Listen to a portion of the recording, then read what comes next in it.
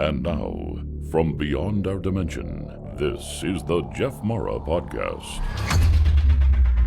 Here's Jeff. My guest is Leonard Rogers, who had a near-death experience after a car accident, which we're going to learn about today. Leonard, thank you for joining me and welcome. Thank you for having me, Jeff. Leonard, can we start on the day of your car accident and go from there? Sure. It happened because I was actually following an uncle.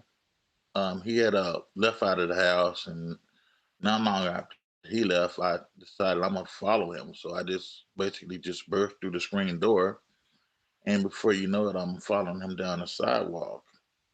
And he was making pretty good ground on me, but I tried to keep up as best I could until he got to the point where he actually made it to the street.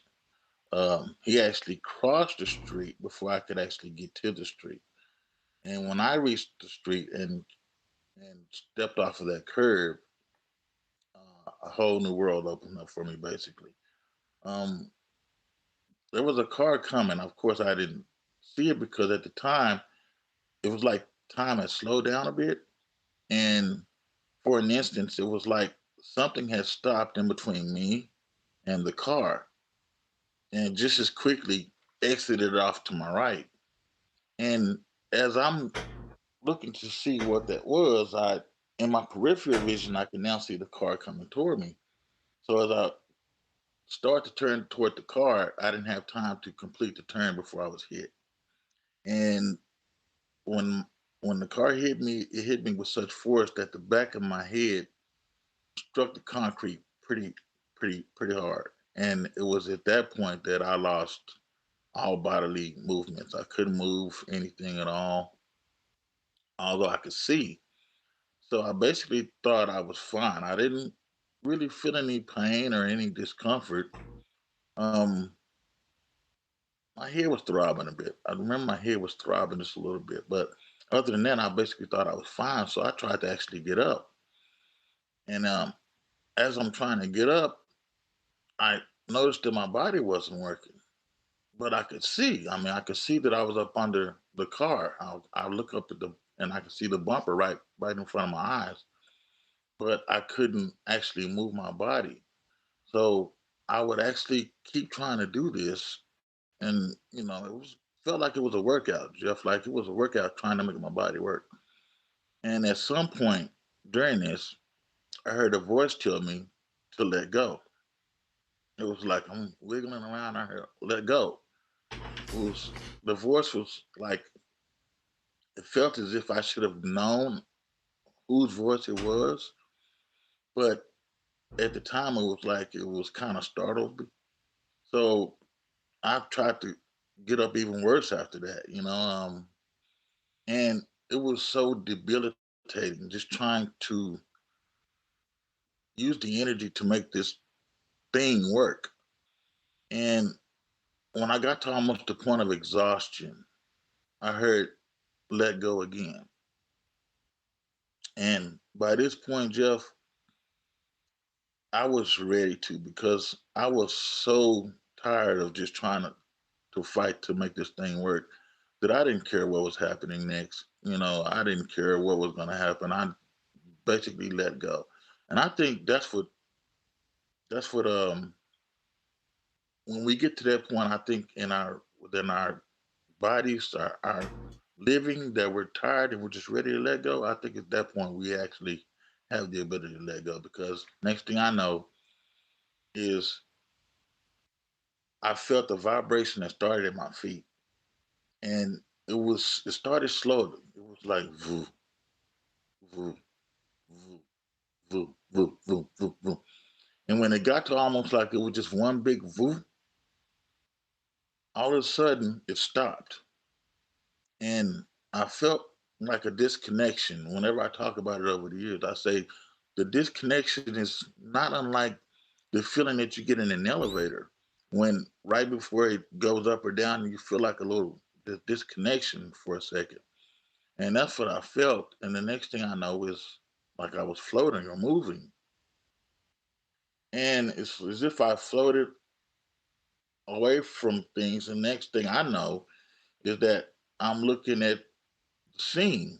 I see the streets, I see the buildings, and you know, I was seeing things from a third person perspective at this point. And as I'm looking around, and I noticed that the color of everything was different. It's as if everything was, how do I put it? Like the negatives of a photo. That's what everything looks like. The buildings, everything just looked gray. So as I'm looking at all of this, I noticed that there's a car, and I see people, and to me, everything was on a screen. Jeff, it's as if everything was on a big screen. A movie, not on a movie theater. So as I look at the screen, I can actually see my mother and I can see other family members in the screen. And the difference is, though, I could feel emotions. Like I could feel what they were feeling at that moment. And what I was feeling was like anxiousness and nervousness, uh, fear. And I was wondering why I would be feeling those feelings from my family members because at that point I thought I was fine.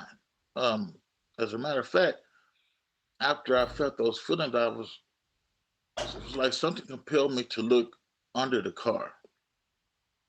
And when I looked under the car, it was as if like, you mean that?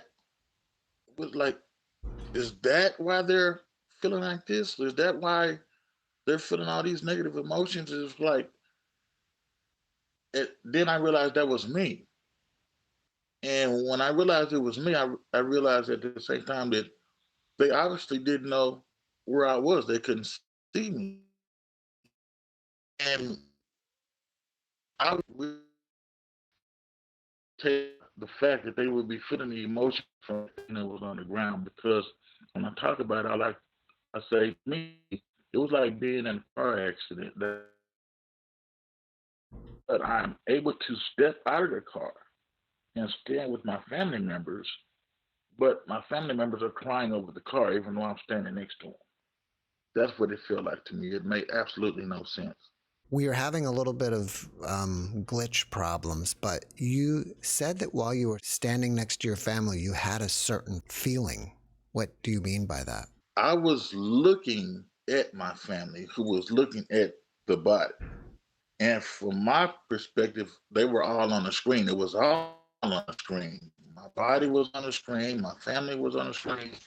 And as I'm looking at it all, I could feel their emotions as they're looking at me, from their perspective. And that was just the most idiotic thing in the world to me because to me it felt like I had no connection to that body at all. And I couldn't see why anybody else would. And it was almost like absurd to think that that thing on the ground had anything to do with me. Do you feel that you're watching your family from a screen? Is it kind of like what we're doing now? I mean, looking at me from a screen? Yes, and it was as if I was actually holding. Okay, um, actually, okay. After I got hit and I left my body, I'm looking at the scene. Um, it changes because all of a sudden I can see somebody calling me to come to her, like from another part of the intersection. And as I'm looking at her, she looked to me like she had long hair and she was almost like blending in with the background, almost like she was waving in and out. I can't explain it, but anyway, she was telling me to come to her, and it wasn't verbal because she was too far. But to me, it was like she was standing right in my ear, just telling me, "Leonard, come here," "Leonard, come here." And I didn't even really know how I was going to come to her. My first initial reaction when she asked me to come to her was I thought I was going to get hit again. So I replied, "No, I don't think I want to. I think I'll get hit again." And she replied, "No, you'll be fine. Trust me, you'll be fine. Come." So at that point, I'm like, okay, well, I guess I'll give it a shot.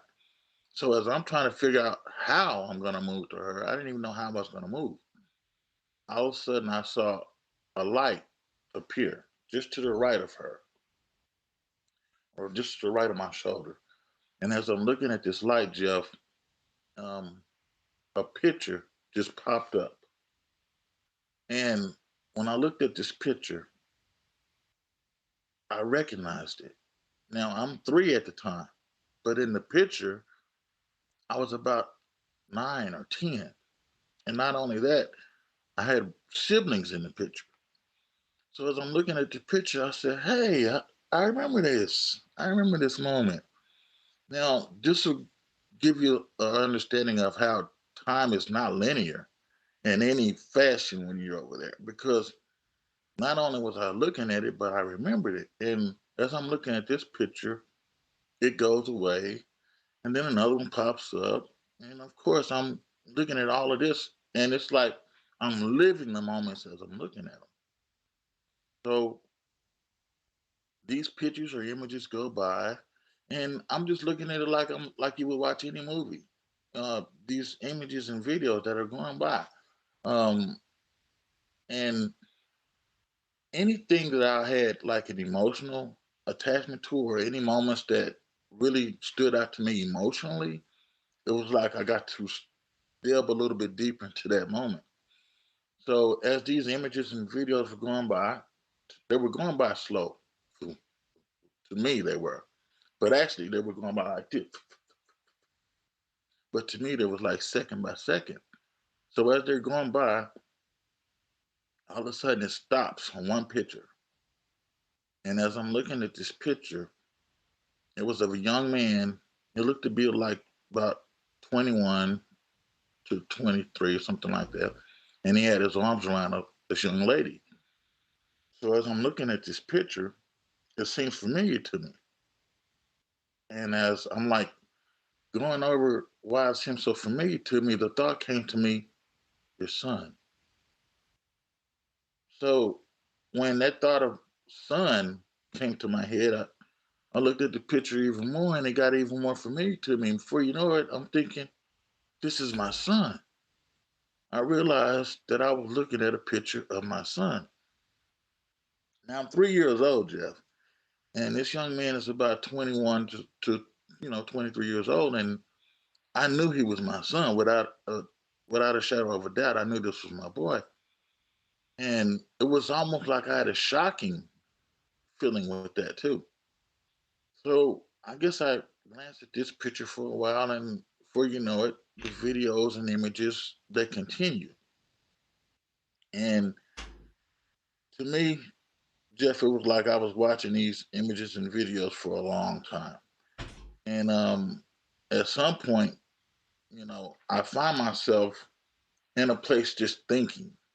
I guess after all of the videos and images went by, I found myself thinking at some point. Actually, I think I was at this point of thinking when I decided to leave everybody in their emotions. I think this is when because I try to put things in a linear point perspective, but it's not, because it's almost like everything is blended into one. But at some point, I found myself in a place just thinking, and it was like I was in deep thought. Now, it was black. As a matter of fact, everything was black from the point all of this started, except for the point where I could see the streets and the buildings, which were gray. But when I left that, everything was black.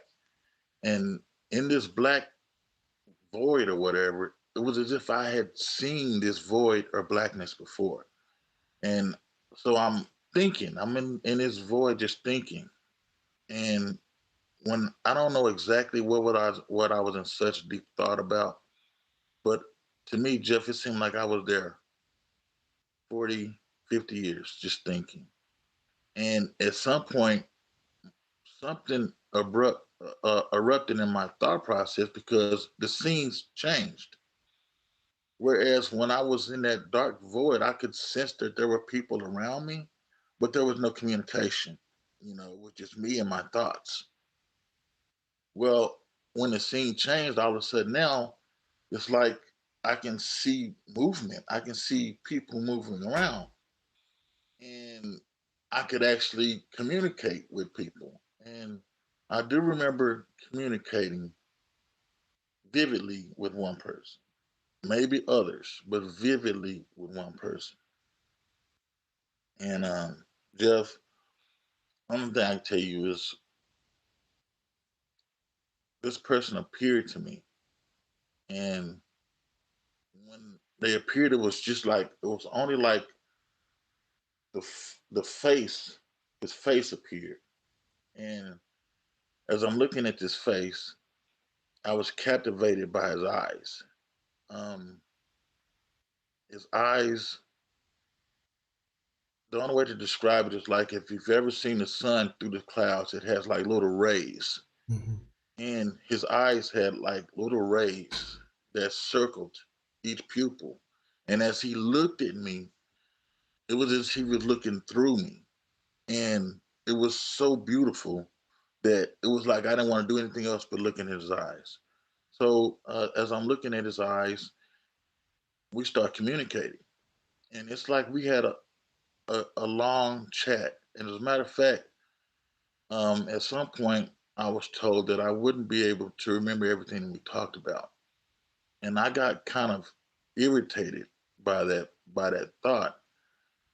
But then he asked me a question. He asked me why I wanted to go back, and my initial thought was I want to go back and help my mother raise my brothers, which was really baloney because at the time I was actually thinking about a car I was gonna have. I was gonna have this drop top car, and I was thinking about the car, not my brothers in the slightest. But this person knew that, and he chuckled, and he asked me what was the real reason I wanted to go back, and I said I want to go back. I want to leave the world a better place than I had, because to me I already had the understanding that I had left the world, but I guess I felt like I hadn't had any impact at all. And so, what was the point of going if I hadn't had any impact? So, with that thought, I'm shot back to the accident scene. And when I get back to the scene, I see the screen again. And as I'm looking at this screen, I'm thinking, why? How am I here again? It's to me, it seemed like it had been 100 years, Jeff, since I was at that accident scene. And it seemed like so much time went by. But as I'm looking, reflecting on that, the next thing you know is I'm actually going inside the screen. I'm actually being put inside the screen, and I can actually remember like the tunnel or whatever. It was almost like if you dive into some water, but the water is not so it's not so loose. It's almost like Jello, almost like. And so as I'm put back into the scene, hovering at some point before I go to my body, I'm hovering inside the bumper, looking at my eyes. I'm directly in front of my face as I'm looking up at the bumper. I'm also looking down, looking up at the bumper. And I'm realizing that I'm fixing to go back inside this thing. And I got sort of upset and I started crying. It felt like I would rather cry than go back inside this thing. I didn't want to go back inside of it. So I managed to ask the question, will I be back? I didn't hear anything, but I'm knowing in any second I'm going to be back inside this thing. So it was like I just got to know, will I be back? And the word I heard before looking up at the bump, like, I didn't hear it too well, but you asked a question and the answer was something. What was the question and what was your answer again, or the answer you heard? so as I'm at any second, I know I'm fixing to be thrown back inside their body. And it was almost like I was holding myself with my will, trying to get this question answered. Will I be back? Will I be back? And the answer that I got was always. But now, as an adult, I ask myself, why would I ask that question, will I be back? And that's because as an adult, I look at the whole NDE thing, and then I look at the religious aspect of everything. And Jeff, I haven't been a saint by any stretch of the imagination. And I know that all of this NDE stuff happened when I was 3 and innocent. Well, not so innocent anymore. And I guess that would be the reason I would have been asking about, will I be back? Will I be able to return based on the life that obviously I saw myself live and it was known I would live. So definitely, when I received that question, I mean, an answer always, it was a little comforting before being thrown back inside this body. It was a little comforting. Let me take you back to the beginning. Right before you were hit by the car, it seemed like you said something either pushed you out of the way or went by you quickly. Yeah, it was almost just as if things slowed down. Like everything was put in slow motion.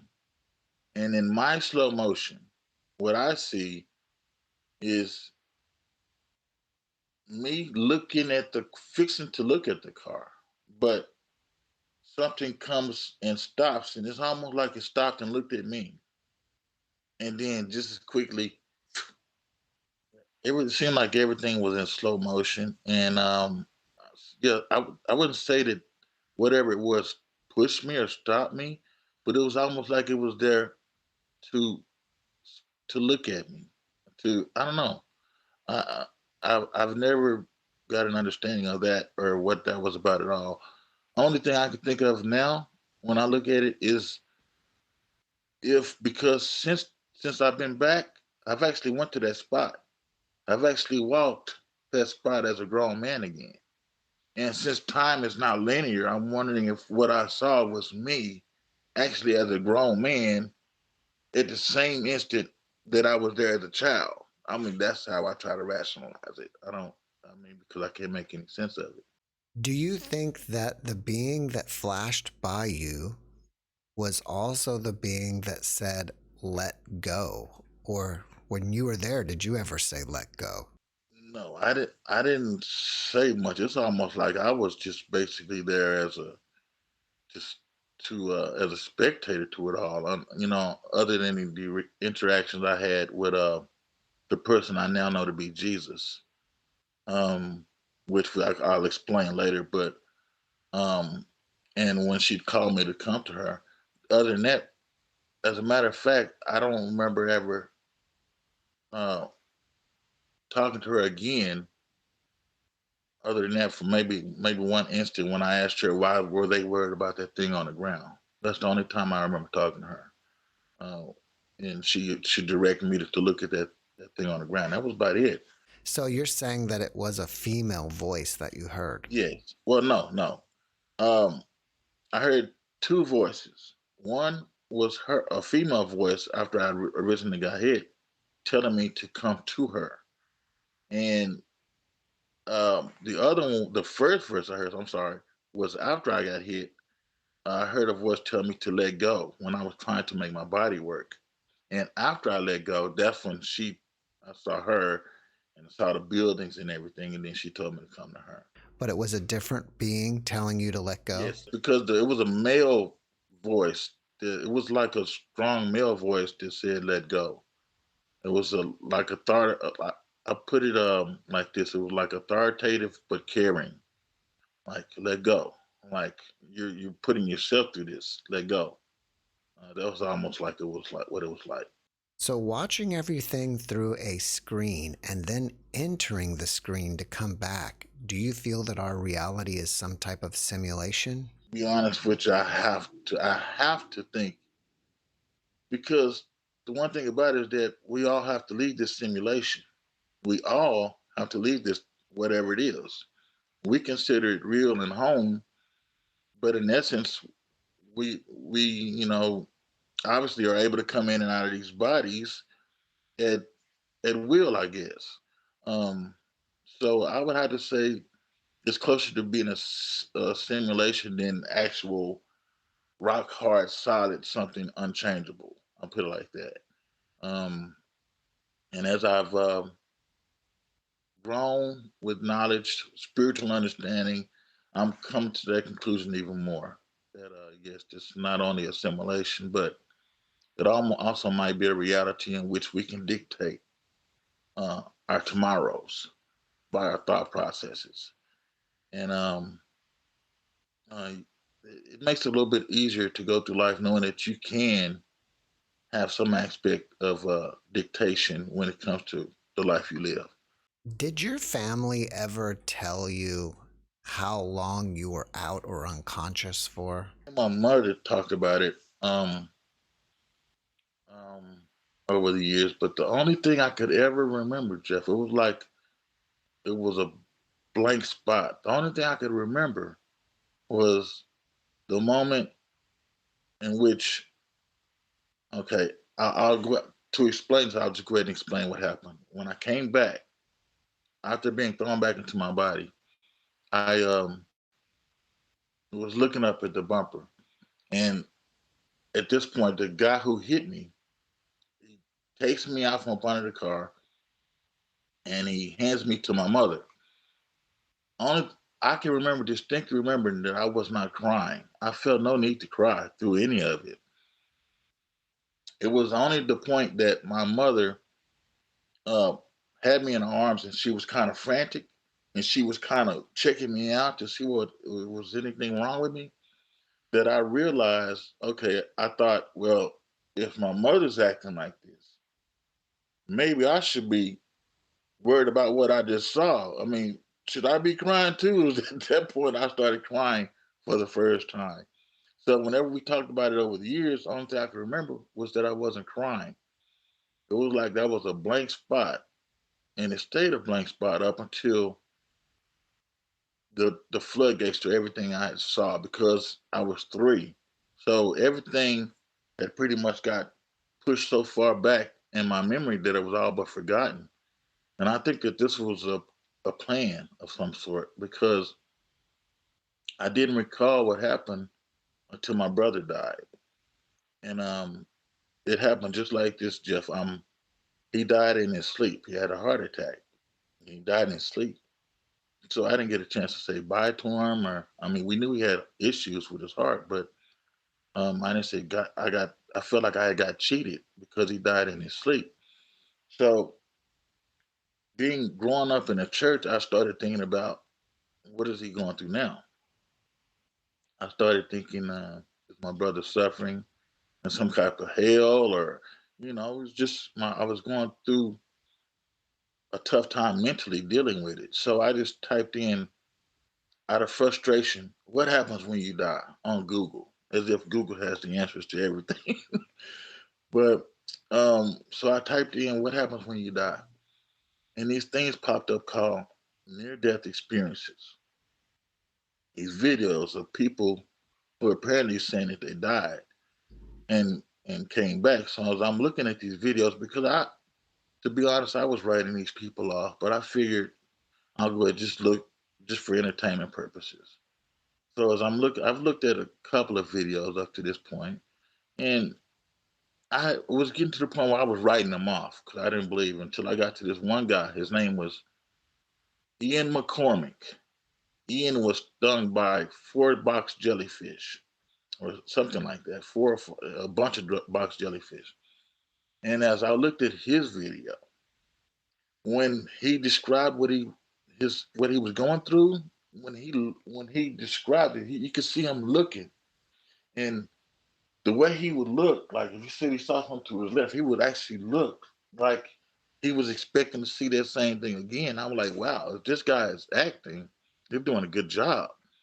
So he piqued my interest enough to watch another one of his videos. And as I'm watching this video, it gets to this point where he's he's he's in the dark void.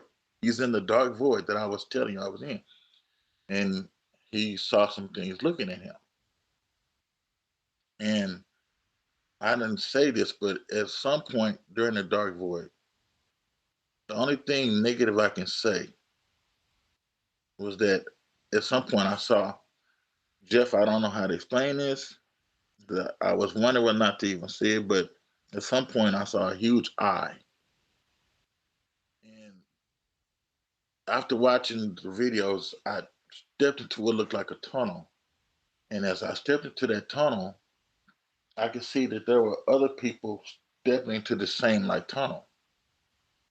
So as I looked forward, I saw what looked to be a huge eye on them, just like in existence somewhere other than where I was. But I knew that it could see me. So that eye kind of stood with me. So that was the only time that I kind of had some fear. And I held that fear up until the point. Now, this is before I had the conversation with Jesus. So I felt that fear of that eye, and I felt the breeze coming from my left, from my right. And when that breeze hit me, Jeff, it's as if the word fear made no sense to me. The word, I knew that I had nothing to fear in existence. And so when that fear when that fear went away, it was at that point I was turned around, and then I was looking at the accident scene again, which it seemed like it had been 100 years. So now we can fast forward back to being in this reality. Um, Trying to think of where I was before I went back, but the eye. I know it had something to do with the eye. The guy on the video was talking about being in the black void. Yes. Okay, Ian McCormick. Okay, so when he got to the point, he was in the darkness, and he saw something looking at him. I'm in the computer. I'm in front of my computer just like this, Jeff, and I'm watching him. And he gets to that point, and he shows like eyes looking at him. And I said, "Oh, I remember that." Just like that, Jeff. Oh, I remember that. So, Jeff, I put my hand on the computer for a second. I'm like, wait, what the hell? I mean, I remember that. So I backed away from the computer for a second, and I stepped outside to think about where that memory came from. And it was as if the floodgates to everything that I had saw up to that point came back to me. Even the peace, it was almost like with the memory came a bit of the peace as a gift with it, because it was completely peaceful over there. It was nice. So I was completely taken back. I was like, "Whoa, hold up! These people is talking about they died. I'm remembering this memory, and I know it was real." I was like, "So that was death?" I was like, "Whoa!" I mean, because up to that point, I had looked at death like the pit bull or the Doberman Pinscher when it was really just a poodle, just a poodle.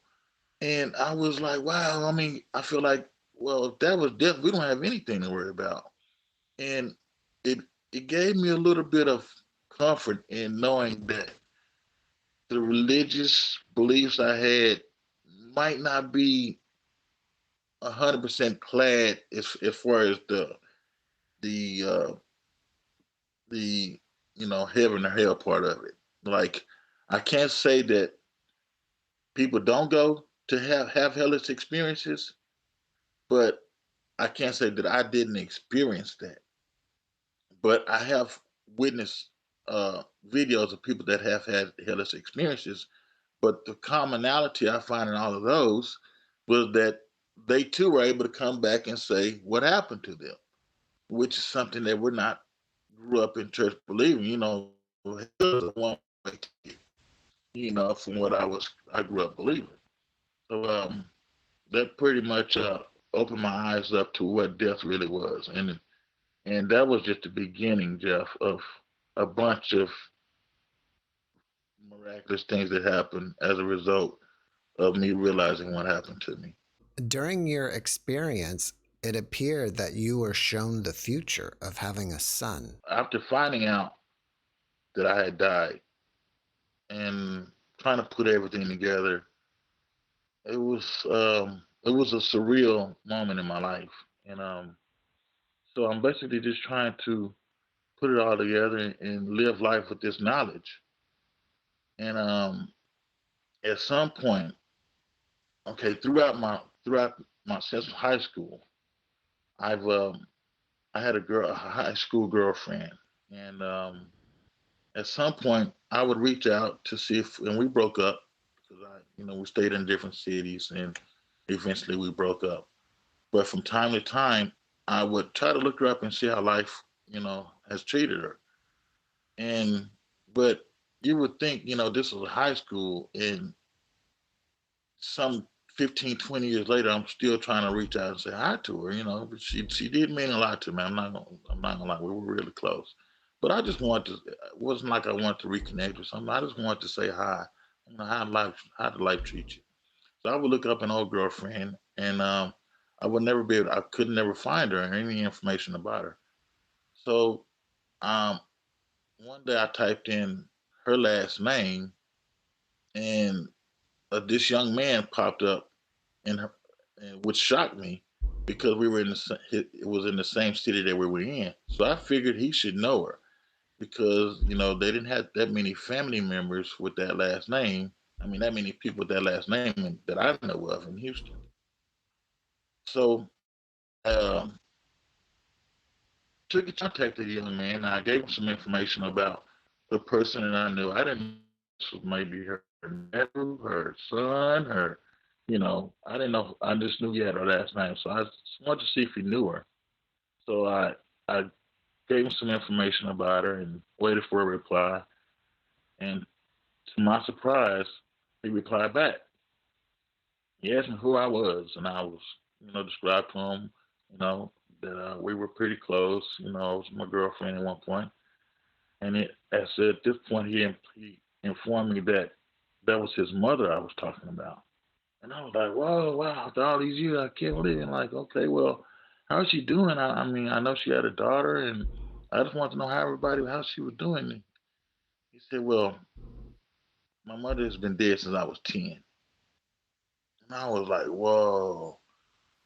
So I was like, all of these years I've been trying to find her, and she's been dead since he was 10. I was like, well, do you have any pictures of her and her daughter? Because at the time she had a daughter. I just wanted to see how she had grown up. And so he sent me some pictures of her and her daughter and him.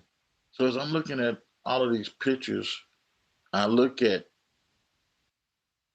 a picture of him, and the picture looks so familiar to me. I'm like, wow, seems like I've seen this picture before. So as I'm thinking about it, it was just like all of a sudden, boom, it hit me. This young man had just sent me the same exact picture that was paused on when I was 3 years old. He had his arm around a young lady. And as I'm looking at this picture, I realized at the time when I last saw this picture, I knew that I was looking at a picture of my son. So it was at this point I the thought came to my head, this is my son? When I saw that picture, it was like it all made sense. I realized that I had been guided all of these years because there was no doubt when I saw that picture over there, I knew that this was my son. So I started trying to rationalize it all. I said, well, I'm saying this to myself. He doesn't realize this is what I'm thinking when he showed me this picture. So I asked him, well, I'm taking care of you all of these years. Where's you? He said, well, he had a boyfriend that had raised him, and they had been pretty much, you know, father and son, that he wasn't his real father. So I said, well, where's your real father? I wasn't prepared for his words because his words kind of shook me a little bit. He said, I haven't yet found them. And when I heard those words, it kind of crushed me inside because up to this point, I had been married and for 11 years, and we could never have a child. So to find out that all of this time I had a child and didn't know he was there, it kind of took me back a little bit. So I informed him that I believe he had indeed found his father, and I explained to him everything about me and his mother, how everything had went down, and how I was too young to stay because I was still staying with my mother at the time, so I had to leave, and it was unfortunate that all of these years had passed without me knowing him and him knowing me. But not a week or two after this conversation, I drove down and met him for the first time, and I think he came and spent Christmas with me and the rest of the family. That's and we've been staying in contact up to this point, just catch up with things. That's just it was just amazing to me. Did you ever take like a blood test or a DNA test to confirm that it Um, is true? no, to be honest, I haven't. I haven't even like if I had, it would have been validation for somebody else because I felt like I needed enough validation. Once the knowing there was like an unmistakable knowing. Like, Hmm. and we talked about it. I said, I said, well, if you want, we can get a DNA test, you know, um, just to make sure. He said, well, listening to you and knowing me, I don't think we have to do that Hmm. because he felt like when we started communicating, it was as if we knew each other all the while. You could see our similarities in like when I frown, he has the same little indentation when he frowns, and it's like, wow, no, I don't think we have to go in that paperwork stuff. But if it ever came down to it, I might need to do it just to make sure. But It's an amazing story. oh man, Jeff, that was just the beginning of the iceberg with the changes that have. I had an aneurysm disappear, Jeff, Mm. and that was amazing in itself. And it's funny you say we talk about our reality, but those videos and images that would come by, I I now know those they're called a life review. From my vantage point, it would have been a life preview. So I was being shown a life I was going to live, or a possible life I was going to live. I had to learn that the hard way that it was a possible. But to me, it was all set in stone. Leonard, unfortunately, I only had so much time scheduled today to record this interview, and as you know, we've had many struggles with it. So I'm going to have to cut it short. And Okay. perhaps either I'll get you back at another time to finish, or maybe you'll end up on somebody else's podcast. But after watching this podcast, people may want to reach out to you and ask you questions. Are you open to that? Yes, I am. That's the whole purpose of me having the interviews because it took a while for me to come to grips with it myself. But now that I have, I knew the whole point of it all was because this was some information that needed to get out to people.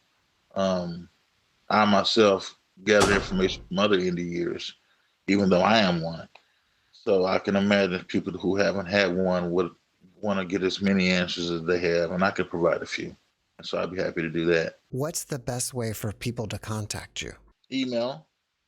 I give you my email address, and they can reach out to me. I don't uh, dabble in Facebook too much, but I'm think I'm gonna open up myself to a little bit more on Facebook. So they can actually reach out to me on Facebook, my Facebook account, or my email address, which is theinevitableillusion at gmail.com. The Inevitable Illusion.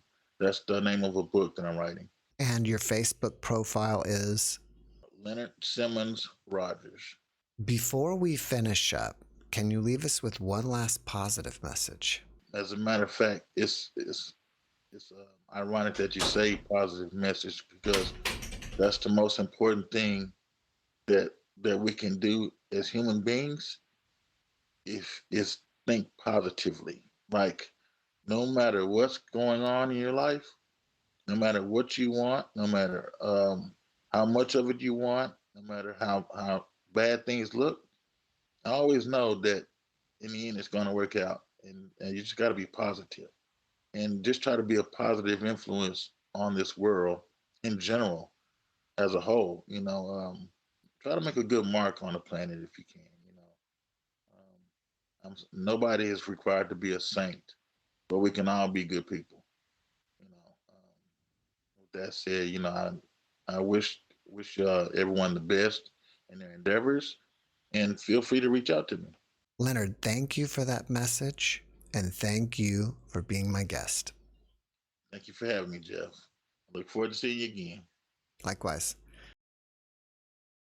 Thanks for watching the JeffMara podcast. I really appreciate you. Another way to show support is through YouTube memberships. And if you do, there are loyalty badges and other perks depending on your level of membership. All you need to do is click the join button underneath the video to find out more. Thank you for your support.